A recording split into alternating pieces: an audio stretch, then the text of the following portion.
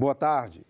O presidente do Senado, Davi Alcolumbre, disse agora há pouco que devem ser retiradas da PEC principal da Previdência emendas acatadas pelo relator, senador Tasso Gereissati, e aprovadas pela Comissão de Constituição e Justiça, que podem gerar dúvidas se representariam uma alteração de mérito, o que provocaria o retorno do texto à Câmara dos Deputados. Uma das emendas assegura a autonomia dos estados, do Distrito Federal e dos municípios quanto à criação de contribuição extraordinária em caso de déficit atuarial. A outra acrescentou os trabalhadores informais entre aqueles de baixa renda com direito ao sistema especial de previdência. O que o senador Tasso com a senadora Simone me informaram ontem, eles vão tirar e colocar na PEC paralela. Já está tomada a decisão. Para proteção, eu acho que é razoável. Davi Alcolumbre também comentou os prazos de tramitação da PEC paralela da Previdência. A gente vai separar, pelo acordo construído, entre 10 e 15 dias de diferença de uma para outra na tramitação, porque foi o acordo, desmembrar e votar primeiro a PEC 06. Eu conversei com alguns senadores ontem e eles estavam pensando em suprimir aquele tempo em relação à celeridade que a gente deu da 133. Mas eu expliquei que se a gente perder 15 ou 20 dias em relação a 133, a gente acaba inviabilizando encaminhar ela para a Câmara ainda esse ano e tentar com que a Câmara, nas 40 sessões, possa analisar em plenário, porque são 40 sessões pelo regimento da Câmara, que é mais complexo um pouco que o do Senado, mas pode marcar sessão de manhã e de tarde. Então, acaba acelerando esse prazo. Então, se perder 15 ou 20 dias nessa diferença, pode ser que a gente não consiga o nosso intuito, que é fazer essa matéria ser deliberada ainda esse ano na Câmara. A possibilidade de recriação da CPMF divide opiniões no Senado. O presidente Davi Alcolumbre disse que a demissão do secretário da Receita Federal, Marcos Cintra, não atrapalha o diálogo com o governo sobre a reforma tributária. Tanto a Câmara quanto o Senado discutem propostas para mudar as regras tributárias no país. O governo também deve encaminhar uma proposta de reforma ao Congresso. A criação de um novo imposto, nos moldes da extinta CPMF, vem sendo estudada pelo ministro Paulo Guedes como forma de compensar uma redução de tributos sobre a folha de salários. O imposto estava sendo chamado de ITF, Imposto sobre Transações Financeiras. O anúncio da medida, segundo o governo, de forma antecipada pela equipe da Receita Federal, provocou a demissão do secretário Marcos Cintra nesta quarta-feira.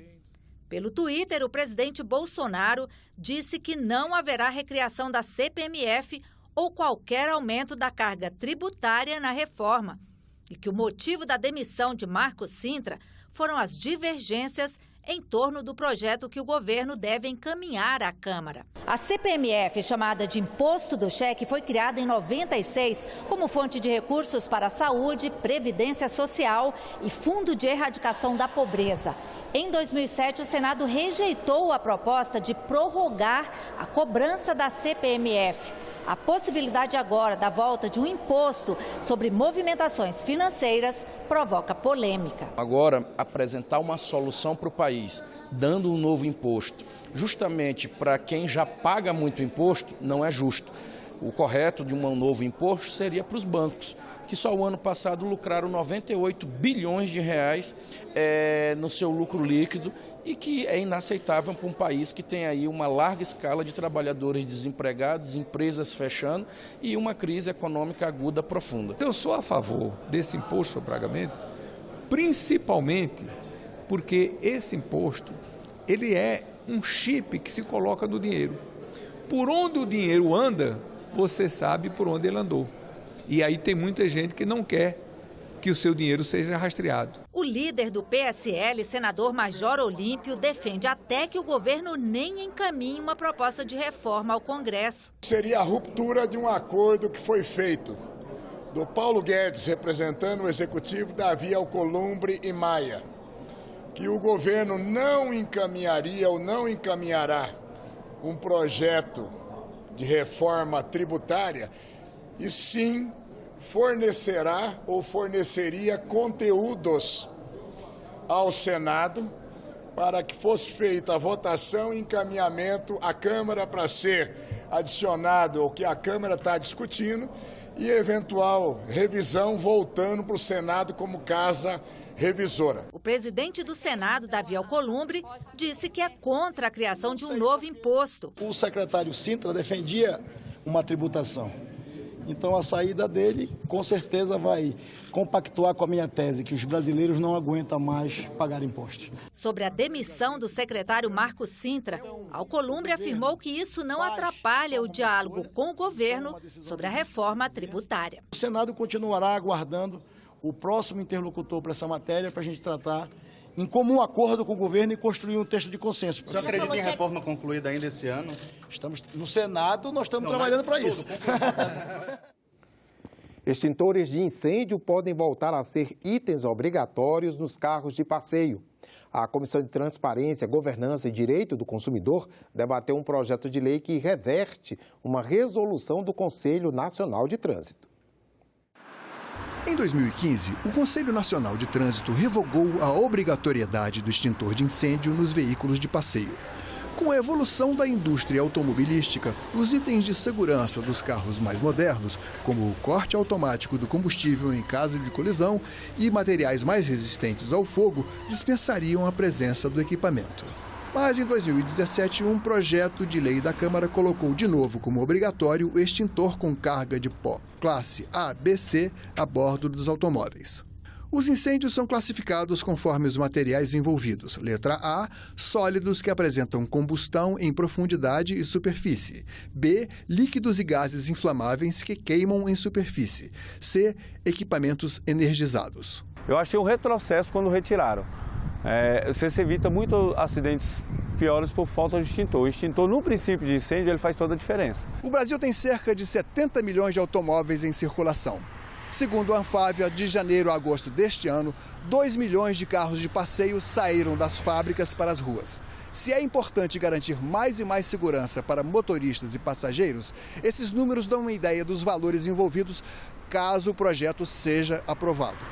Em audiência pública na comissão que trata da defesa do consumidor, representantes das montadoras, do Corpo de Bombeiros, da Polícia Rodoviária Federal e fabricantes dos equipamentos debateram a obrigatoriedade do extintor. Já é exigência legal que os condutores nas autoescolas aprendam a usar o extintor de incêndio. Aqui nós temos todos os estudos que foram feitos, os pareceres técnicos, Polícia Rodoviária Federal, IPT, demais autoridades, que fizeram as reuniões e os estudos para se era necessário ou não o extintor. E todos eles demonstram que é necessário. O extintor de incêndio, assim como todos os demais itens de segurança passivo, ele tem por objetivo minimizar ou eliminar o dano decorrente do acidente. Trazer para a lei é não considerar o princípio da proporcionalidade, o princípio da razoabilidade.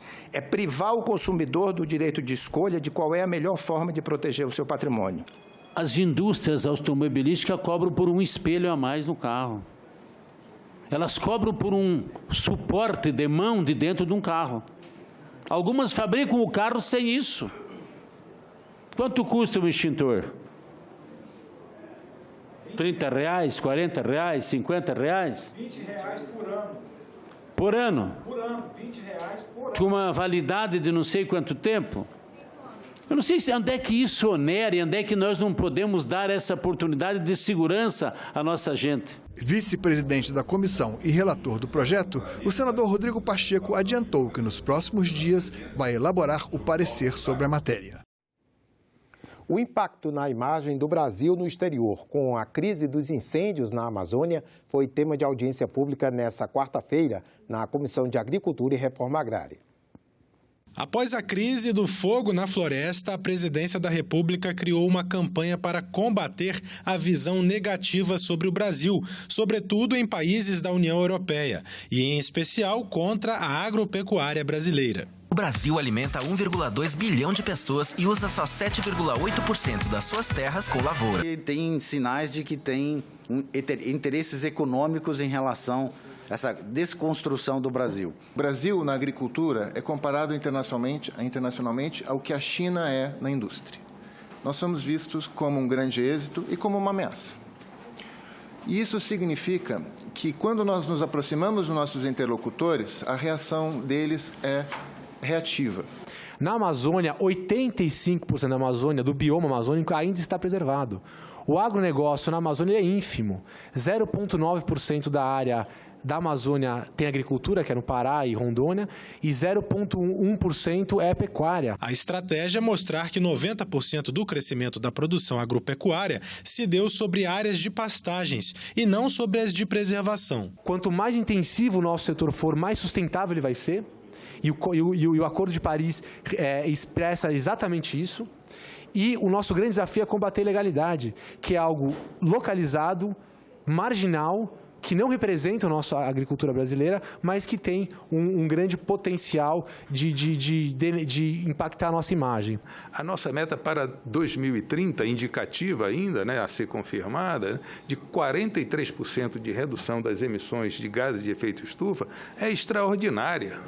Nenhum país rico, nenhum país em desenvolvimento, nenhum país grande, nossos competidores na área agrícola, nenhum deles tem compromisso similar. A Confederação da Agricultura e Pecuária do Brasil cobra mais assistência técnica para os cerca de 500 mil produtores rurais da Amazônia brasileira. Existem em torno de 3.500 assentamentos rurais que as pessoas estão lá jogadas lá sem nenhuma espécie de assistência. Quando surge alguém é para trazer um auto de infração. Utiliza-se quando o pequeno produtor que não tem maquinário, não tem condições e acaba fazendo o uso do fogo, da queima controlada no seu imóvel, ele acaba sendo punido por isso. A senadora Soraya Tronic disse que foi a Alemanha tentar desfazer essa imagem negativa. A guerra que a gente vive é uma guerra de informação, é uma guerra de tecnologia, uma guerra de internet, e nós não sabemos lidar com essa guerra. Quais são as armas para essa guerra? Então nós estamos assim tateando esse novo mundo, e é uma guerra muito pesada que pode destruir uma economia, destruir um país, destruir pessoas, destruir reputações. E nesta quarta-feira também foi celebrado o Dia do Cerrado. O Senado organizou um evento comemorativo no Jardim Botânico de Brasília.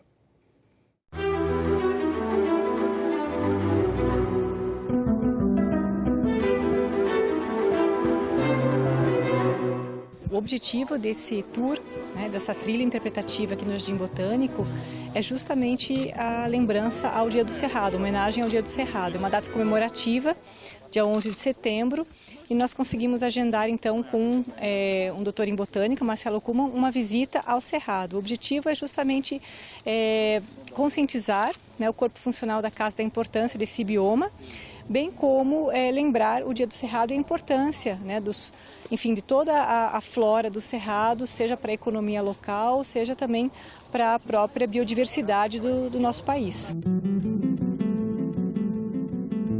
Essa trilha é uma trilha de reconhecimento de espécies da flora do Cerrado. O Cerrado é nosso quintal, nossa casa, e a ideia é trazer um pouco as pessoas para essa imersão, de pararem um pouco e olharem para as plantas, ou verem as diferenças, a diversidade de espécies, de flores, de frutos, formatos, enfim, para apreciarem a vegetação do Cerrado. Esse aqui é o famoso pé de piqui, uma das árvores símbolos aí do Cerrado. É uma fruta que usa para tudo, Ele tem o fruto que dá a polpa, tem o óleo que é muito rico em antioxidante. Fruto carnoso é uma adaptação da planta para atrair bicho, Então por isso tem que ter cheiro forte, odor forte. E nós também somos bichos, Esse aqui é o frutinho seco, que ele também é muito rico em óleo essencial. E dá essa sementinha com essa polpinha branca, que é uma balinha. Dá pra ficar chupando ali, é uma balinha. Tem uma semente grande e você só vai ficar chupando a semente. Só a parte de dentro, só a parte de dentro. E aí cheira, esmaga e cheira.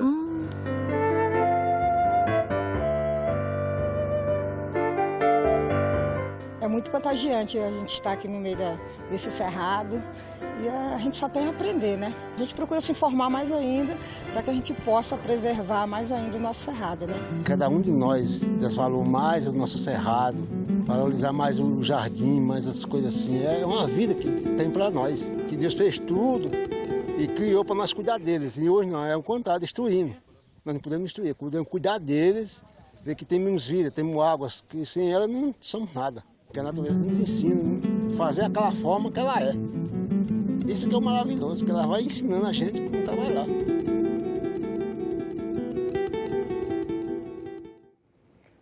Foi instalada hoje a Frente Parlamentar em Defesa das Políticas Públicas de Juventude. A frente vai ser composta por 80 parlamentares. O presidente será o senador Irajá. O grupo pretende ajudar o jovem a conseguir o primeiro emprego.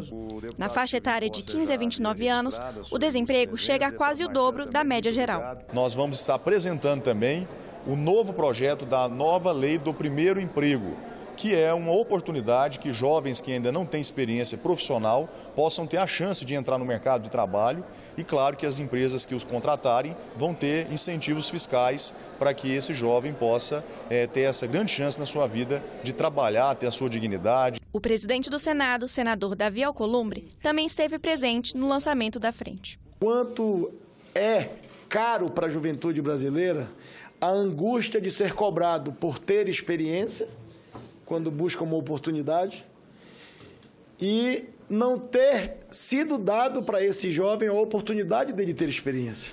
A diretora-geral do Senado disse que a casa também pretende ajudar os jovens. A partir agora desse segundo semestre, nós estamos abrindo um programa chamado Estágio Visita.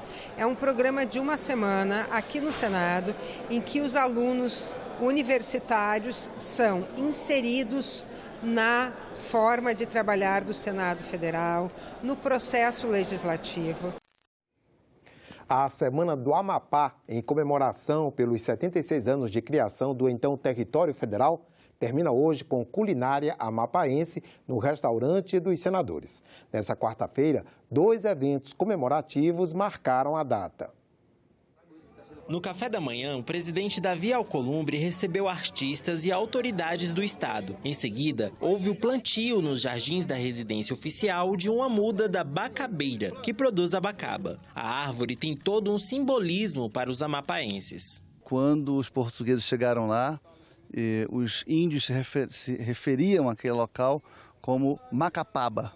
Macapaba virou Macapá, que significa a estância das bacabas, um local de muita abundância de bacabas. Na sessão, uma presença cultural forte e festiva, no canto do hino nacional, do hino do estado e no batuque e dança do Marabaixo.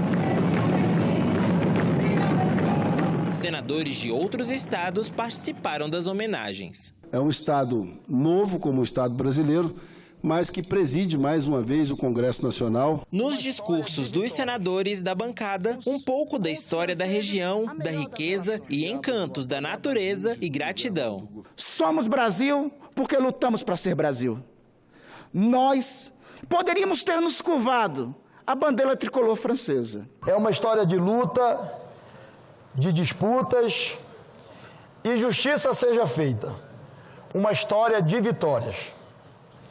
Portugueses, franceses e holandeses invadiram e disputaram nossas terras, nossa floresta e principalmente a foz do Rio Amazonas. Somos a única capital banhada pelo Rio Amazonas. Depois da sessão, Alcolumbre relembrou que já foi vereador do Macapá e que tem defendido a pauta municipalista. Muito importante as pessoas entenderem que a vida das pessoas acontece onde elas vivem, onde elas moram, onde elas estão. A vida acontece nos municípios, nos estados e, com certeza, a honra e o privilégio de ocupar o Senado Federal nesse momento histórico é também a honra e o privilégio da responsabilidade de tratar essas regiões mais esquecidas do poder central. Depois da homenagem, o grupo de Marabaixo também se apresentou na rampa do Congresso Nacional.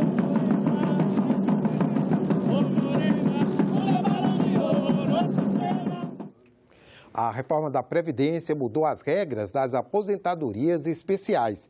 Uma emenda do senador Jacques Wagner foi acatada e pode suavizar um pouco as mudanças. Ele fala sobre o assunto na nossa entrevista de hoje. Seja bem-vindo, senador. Obrigada pela presença. Obrigado a você pela oportunidade. Senador, a aposentadoria especial da qual estamos falando é aquela destinada a pessoas que trabalham expostas a agentes nocivos, químicos, físicos, biológicos, prejudiciais à saúde. Quem são essas pessoas? Quais são essas categorias profissionais? Olha, eu sou parte dessa categoria, porque minha vida profissional toda eu trabalhei no Polo Petroquímico de Camaçari. E quem trabalha no polo, na área operacional, que é contato constante com os agentes químicos, você falou, na indústria de petróleo também, aqueles que trabalham em mineração, em minas, que também estão expostos à condição especial, aqueles que trabalham em plataforma. Então, tem um leque... Mergulhadores também, porque são condições onde o nível de risco que você está são muito diferenciados em relação ao trabalhador normal. Nós estamos aqui trabalhando, podemos sofrer um acidente, mas não estamos expostos constantemente. Eu, por exemplo, trabalhei em indústria petroquímica na Bahia, onde eu trabalhava com o gás cianeto, que era o gás usado na câmara de gás na época nazista. Então, 15, 20 segundos de inalação poderia matar uma pessoa. Então, eu tinha todo um aparato, todo um cuidado especial. Então, em compensação, não que isso pague a vida de quem venha a perder, mas em compensação por uma condição, eu diria, mais dura, mais nociva à saúde, essas pessoas têm aposentadorias especiais que variam, vamos dizer, a contagem. Por exemplo, quando eu trabalhava no Polo Petroquímico, cada ano trabalhado valia 1,4, ou seja, você acabava se aposentando ao invés de 35 anos com 25 anos. Então era o nome que a gente chamava era de SB 40. Na reforma original que veio, eles fizeram uma escadinha, como se fosse uma espécie de pontuação, e colocaram a idade mínima. Então, praticamente, ninguém poderia chegar à aposentadoria que tem direito. Por quê? Se eu tenho uma aposentadoria especial, que com menos anos eu atinjo essa aposentadoria, se eu coloco essa escadinha e coloco uma idade mínima, o que vai acontecer? Eu não vou ter o direito de usufruir. Porque eu vou vamos supor que eu comecei a trabalhar com 30 anos, com 25 anos de trabalho no regime de aposentadoria especial, com 55 a minha aposentadoria, tendo completado plenamente aquilo que a lei prevê. Se ele vai colocar que a idade mínima é 65, então a aposentadoria especial praticamente desapareceria. Nesse caso, o relator, o senador Tasso Gereissati, acolheu essa emenda, suprimindo o artigo que falava dessa escadinha, porque, na verdade, ele só trabalhou com supressão ou emenda de redação para não... Para evitar que a proposta volte para a Câmara dos Deputados. Eu acho uma pressa exagerada, mas o governo virou quase uma obsessão e a sua base acompanhou a vontade do governo, porque tinha que resolver esse ano. Então, se a gente modificasse via emenda, até porque a votação só deve terminar na primeira quinzena de outubro, os primeiros 10 dias de outubro, se fosse voltar, provavelmente não ia conseguir votar. Então, ele preferiu só trabalhar com supressiva. O que ele não modificou é que a regra ficou valendo para quem ingressar num trabalho como esse penoso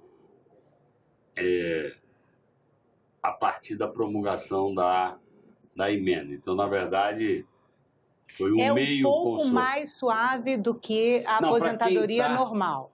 Para quem está hoje, ele, na verdade, manteve a regra que tinha, por essa supressão do artigo.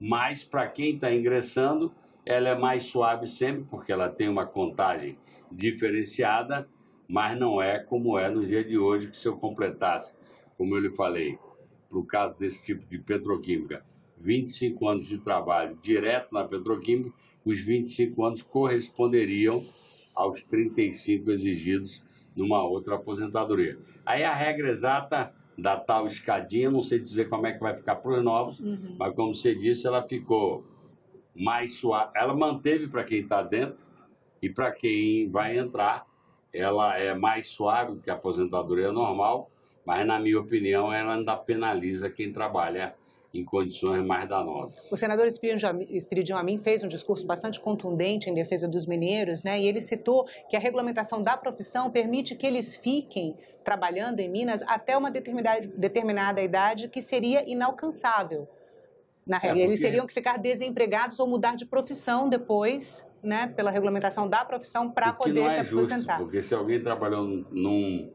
numa atividade que ela é danosa à sua saúde, você exigir que ele complemente tempo de contribuição numa outra profissão, na minha opinião, é como se você anulasse o reconhecimento da profissão danosa.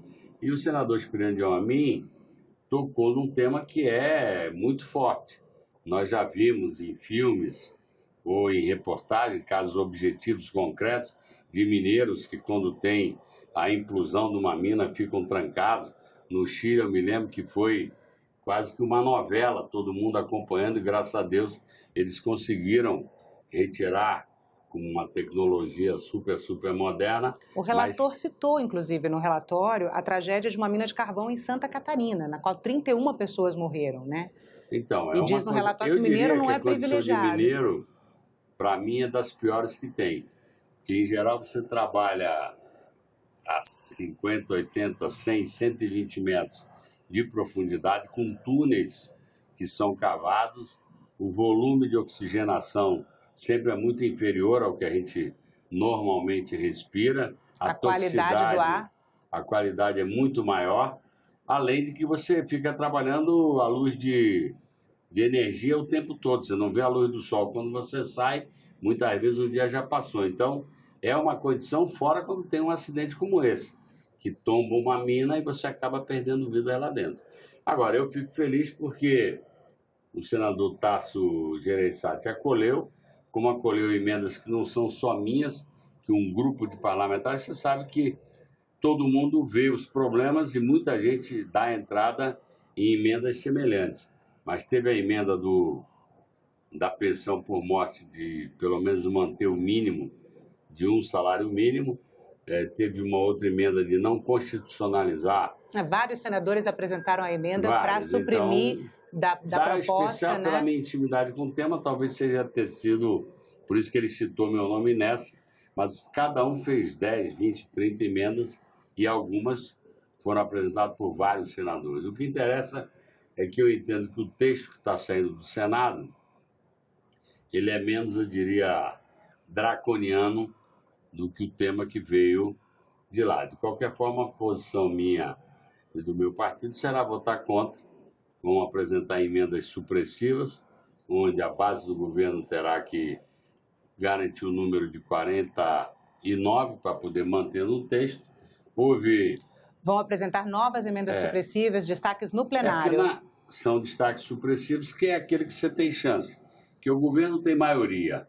Então, se eu apresentar uma emenda comum, quem tem que colocar 49 votos somos nós. É muito difícil que nós não temos esse número. Quando eu faço um destaque supressivo, o governo, para manter o texto, ele tem que botar 49 votos. E teve, por exemplo, na CCJ, se não me engano, uma emenda do abono salarial, que praticamente houve empate, 12-12, e a presidente da comissão desempatou. Então, se fosse em plenário, num destaque supressivo, os 12-12 o governo já teria perdido, porque ele teria que votar 60%, como exige qualquer PEC. Então, na minha opinião, a gente ainda tem chance de melhorar alguma coisa, e depois vem a inovação da PEC paralela, que o objetivo central dela é incluir estados e municípios, mas que, como sempre, quando apresentam a PEC, vão ter não sei quantas emendas tentando consertar o texto da PEC número 6. Senador, muito obrigada pela entrevista. Ficamos por aqui. Você pode rever as reportagens desta edição na nossa página na internet, senado.leg.br/tv. Obrigado pela companhia e até a próxima.